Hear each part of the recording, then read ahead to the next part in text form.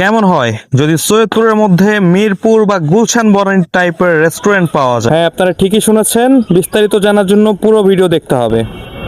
High, আজকে আমরা এসেছি মৃত্তিকা রেস্টুরেন্টে। এটা হচ্ছে ব্রাউসের এখানে লোকেশন, ফুড কোয়ালিটি, প্রাইজিং সবকিছু আমরা শেয়ার করব ভিডিওর বিস্তারিত। সো চলেন এক্সপ্লোর করি।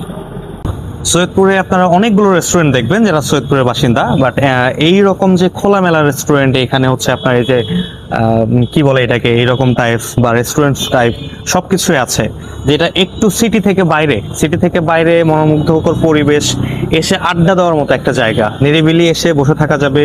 ফুডস কোয়ালিটি ভালো, আবার হচ্ছে লুকস ভালো, পরিবেশ ভালো। সো এখানে আমার মনে হয় আসা যায়, আপনারা আসবেন, দেখবেন, ট্রাই করবেন।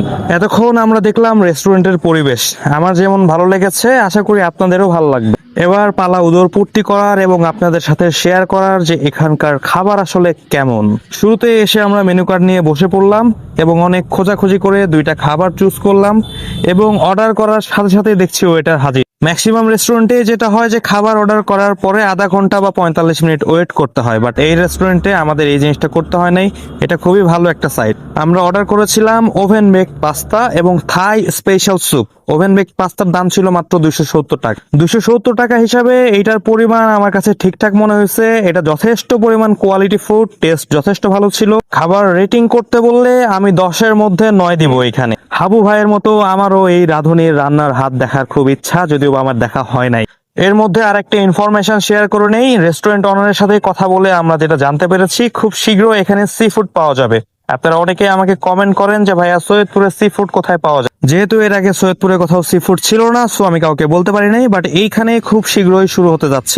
এবার আমরা ট্রাই করছি থাই স্পেশাল স্যুপ, যার দাম 170 টাকা। এটা 1:1। 170 টাকায় এর পরিমাণ আমার কাছে ঠিকঠাক লেগেছে এবং ভেতরের ইনগ্রেডিয়েন্টস গুলো আমার কাছে যথেষ্ট ভালো মনে হয়েছে। টেস্টের কথা যদি বলি, সৈয়দপুরে আরো একটা বা দুইটা যে টপ ক্লাস রেস্টুরেন্ট আছে, সেগুলোর চেয়ে কোনো অংশে কম নয় এই রেস্টুরেন্ট।